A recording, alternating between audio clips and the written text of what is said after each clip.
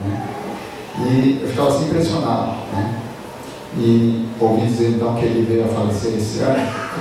Eu fiquei bastante triste com isso, né? Mas sabendo que teremos a terra pura para o reencontro pleno, ainda a gente fica, pelo menos, né, entendendo que essa vida passageira que a gente está aqui, por isso mesmo que tem que valorizar cada vez mais, né? Até que chegue esse momento final dessa nossa vida terrena, poder nascer no mundo do Buda para poder desfrutar, digamos assim, do mundo, né, da vida eterna, né? Então a gente que está aqui nesse mundo, que teve esse encontro, bom, hoje estamos aqui bem, mas um segundo depois a gente não sabe como é que a nossa vida vai se transformar. Estamos fortes, saudáveis, aparentemente jovens aqui agora talvez, mas não é por isso que a gente tem a certeza do dia de amanhã, né? Cada minuto, cada segundo que vai sucedendo depois desse momento dessa vida, a vida está encurtando cada vez mais, né?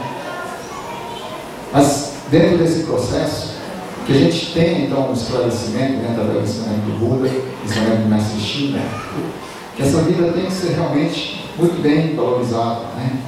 Isso não significa fazer as coisas tudo do jeito que a gente quer, né? Porque, bom, se fosse assim, né, as coisas acontecessem tudo como a gente desejasse, aí ninguém sofre nesse mundo, não é verdade? Mas as coisas não são assim. O Buda esclareceu que é justamente ao contrário. Nesse mundo humano, as coisas não acontecem tudo como nós queremos. Por isso que a gente sofre, né? Porque pela nossa ignorância a gente quer que as coisas sejam do jeito que a gente deseja. Mas as coisas não acontecem assim, né? Então como é que a gente tem que fazer para valorizar essa vida? É procurar basear dentro do que o Buda nos ensina, nos esclarece, né? E mesmo assim fazendo, a gente sofre. Se não fizer realmente, cada um de nós só vai se enterrar, se vai se mergulhar dentro de um mundo cada vez mais difícil, muito mais sofredor, né?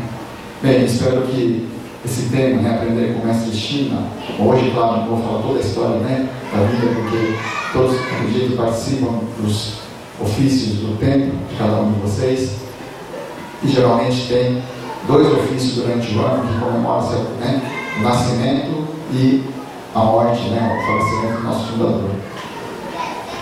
Em janeiro, né, que na verdade seria a data oficial do seu nascimento, do seu falecimento, e em maio seria a data do seu nascimento, né?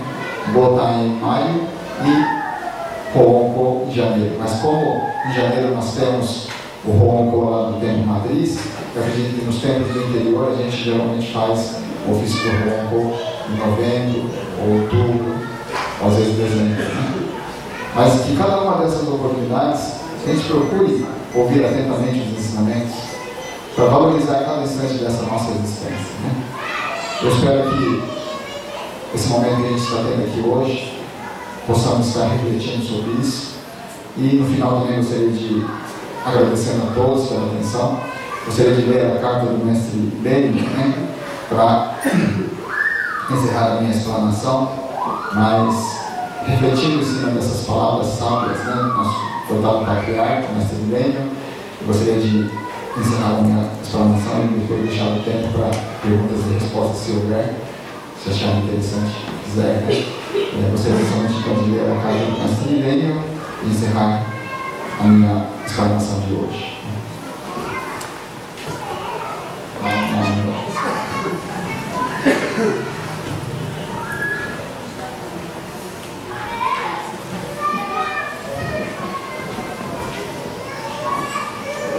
Fascículo 5, carta 10, capítulo sobre a escola fundada por Shinran Shonin. O cerne do ensinamento pregado pela escola fundada por Shinran Shonin é que a mente confiante Shinji é fundamental. Isso quer dizer que, quando abandonamos todas as várias práticas secundárias e atendemos ao chamado de amiga com a mente concentrada, o Buda assegura nosso nascimento na Terra pura, graças ao poder misterioso do golpe. Esse estágio foi assim interpretado no comentário do mestre chinês Han Yuan. Quando ocorre a primeira percepção instantânea, livre de qualquer dúvida quanto à eficácia do voto, entramos no estágio dos seres cuja a realização da condição de Buda já está assegurada. A partir desse instante, a recitação do Renbutsu é compreendida como uma expressão de gratidão à bondade do Buda, que é Tathagata, pelo fato de ter assegurado o nosso nascimento. Reverenciemos sempre, reverenciemos. Não.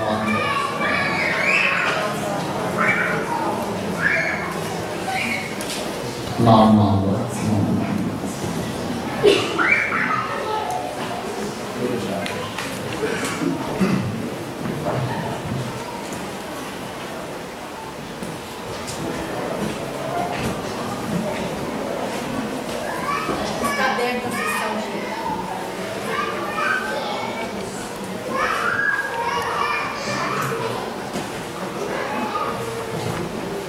Está aberta a sessão de perguntas. Alguém que tem alguma pergunta a fazer sobre o assunto referente à palestra, gostaria que quisesse manifestar-se.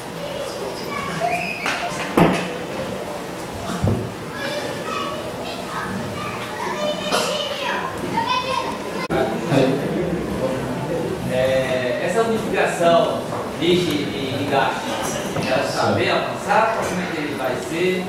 Tem alguma coisa assim?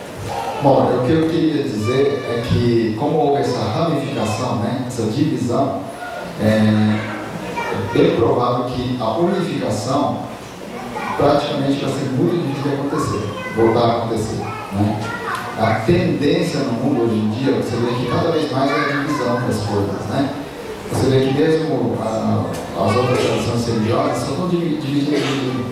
Mesmo a Jodo Shinshu, eu falei que a primeira ramificação que aconteceu foi Nishi e Higashi, porque hoje nós temos dentro do Jodo Shinshu 10 escolas. No Japão, né? Que aqui no Brasil só veio o Nishi e Higashi, só, essas duas escolas, né? Agora, lá no Japão existem mais 8 ramificações que surgiram em torno assim, de uns 250, quase 300 anos de história, né? Então, aqui no Brasil, como nós temos um trabalho, desenvolvimento de trabalho muito assim, pequeno, né, dentro da nossa comunidade, existem trabalhos que a gente procura fazer junto com Nishi e Higashi, algumas coisas, né?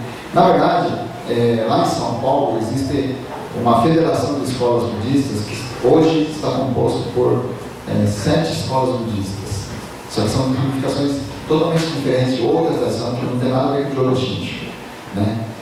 Por exemplo, falar Nichiren-shu, que é a escola fundada pelo mestre Nichiren, tem a Jodo-shu, que é a escola do mestre Honen, que é o mestre do nosso fundador, aí tem o Nishi Higashi, tem o Shingon-shu, né? E assim por diante, se não me engano, são 7 atualmente. E principalmente, né, a parte do Hanamatsuri, que é a comemoração do nascimento do Buda, essa federação trabalha em conjunto e realiza anualmente, no mês de abril, claro, né, na semana da data do nascimento do Buda, aquela festa, digamos assim, né, da comemoração, lá na Praça da Liberdade. Eu não sei se vocês já ouviram falar ou já participaram de repente quando foram lá em São Paulo numa época que coincidisse e tal. E lá eles fazem, né, um palanque ali na praça e recepcionam as pessoas para fazer aquela negócio de inverter o chá reciclado na imagem do Buda. E está voltado para todo mundo que está lá passando. Quem quiser ir lá fazer esse cerimonial, poder participar, está feito, né? Então são essas escolas que compõem essa federação que trabalham junto para tentar divulgar o ensinamento do Buda, né?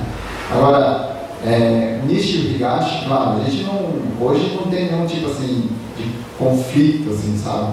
Mas, como eu disse, já tem os monges superiores separados, as escolas já têm suas sedes, né, matrizes, seja lá no Japão, aqui no Brasil, em outros países, tal, tudo separado. Então, eu acho que é muito difícil assim, voltar a unir, né? Porque em termos de etiquetas também, de regras, né, de etiquetas para fazer os rituais, muita coisa também já mudou entre as escolas. Pelo que eu ouvi dizer, por exemplo, né, uma coisa assim, aparentemente simples, mas que é uma diferença que se faz, me dizem. E, por exemplo, a gente usa o Juzu, né, o Enju, para fazer reverência e junção das mãos. Né? No caso do Nishi Honganji, essa parte do cordão sempre é voltada para baixo. Né? Principalmente os monges do Higashi, eles usam assim para cima. Né? Então essa é uma regra que mudou dentro das escolas. As vestimentas, o símbolo, né, já tem cada um o seu. Então, eu acho que voltar a unificar é uma coisa muito difícil de acontecer. Mas a gente vai estar sempre trabalhando em harmonia, em conjunto, eu acho. Não sei se respondi. E uma segunda e última pergunta minha. A questão que nós temos preocupação de que os ensinamentos vá para as nossas filhas. Como que a igreja tem visto essa situação, né, que nós também, como pais, estamos preocupados? Então, eu acho que, para começar, uma coisa vocês já estão fazendo, né? É o fato de vocês estarem aqui hoje participando desse congresso, sabe? Porque aí, como nós teremos ainda esse mês, inclusive no Maringá, com vocês, o grupo de jovens, para realizar esse evento. Infelizmente, a nossa atividade em termos de reunir o grupo, seja do Somen, Seimen, mesmo do Fujinkai, são atividades restritas, né? São poucas atividades. No caso do Somen, é só o congresso uma vez ao ano, e alguns anos atrás começou então o Karaokê Daikai.